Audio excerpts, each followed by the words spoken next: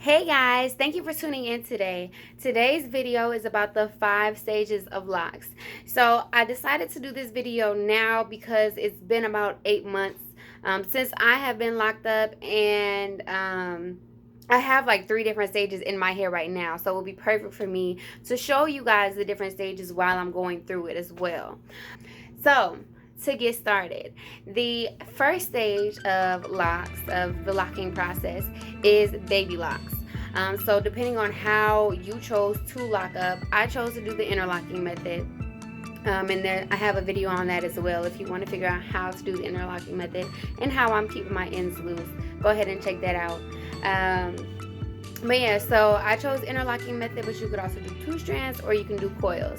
If you're doing 2 strands of coils, this is the stage where it's going to be really annoying and you're just trying to make sure that it doesn't unravel. You're trying to be super careful with your hair because you don't want it to unravel. You want to try to keep it locked, so you probably won't be washing your hair for real, because when you wash it, it's going to kind of unravel it.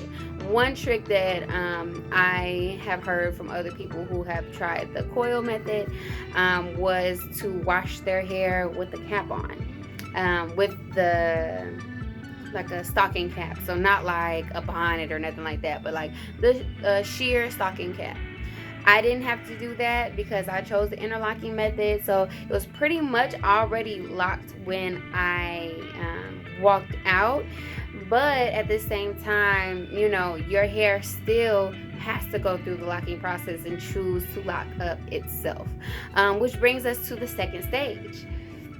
The second stage is the budding stage, and I'm going to show you a few strands of my hair that actually have the buds. So like this is a really big bud, so you just see when it starts to form like this,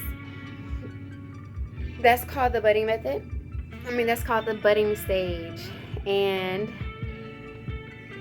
in this stage, your hair pretty much is choosing to lock. So this is what's really showing you that your hair is actually locking. So it's pretty exciting if you are choosing to keep your locks. If you're like, I don't really know if I like my locks, this would be the stage that you would want to go ahead and comb them out. In this stage, your hair is meant to be poofy. It's going to be frizzy. You want to make sure that you avoid over twisting.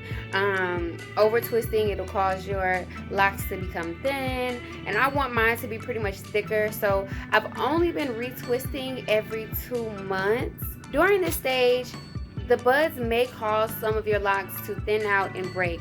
So I don't have any that have done that, but if you see some of them, like this would be an example of one that possibly could. So if this little part right here were to get super small just due to the budding, like if these 2 buds chose to get super big and just tighten up right here, it could cause my lock to break right there. So this has happened to some people. They get that shrinkage. Once it starts budding, it'll start to just, kind of shrink up, and some parts will just get, and then they'll just fall off. So this could be a stressful stage or a beautiful stage. I love my buds because to me it makes them look like they're curly locks. So I'm a little bit impartial, I guess. But enough of that. The third stage. So in the third stage is your teenage / sprouting / rebel. I've heard people call it plenty of different things, but so your teenage stage is pretty much when your locks start to really form. So some of the ends will seal and not be as curly. As I've stated in other videos, I actually comb out my locks. I comb out the ends to make sure that I do keep my ends loose and keep them curly. I'm trying to find the one that just sealed. Okay, so this one actually has sealed off on its own, and these will just be little trims that I would have to trim off. I thought about combing it back out, but I'm just going to go ahead and let some of them seal off at the ends and then just comb out other ones. So this one is an example of one that is in the teenage stage. As you see, it pretty much just does its own thing, has its own form. Like as you see, even turning it up, it's not like it's moving with gravity. It's got its own, shape to it, and you'll see that it's also starting to round out. So I have these round parts in it, and then the budding's still in there too as well, but that's because I'm going through the process of switching from my budding stage into my teenage stage. So that's why I have this one like this.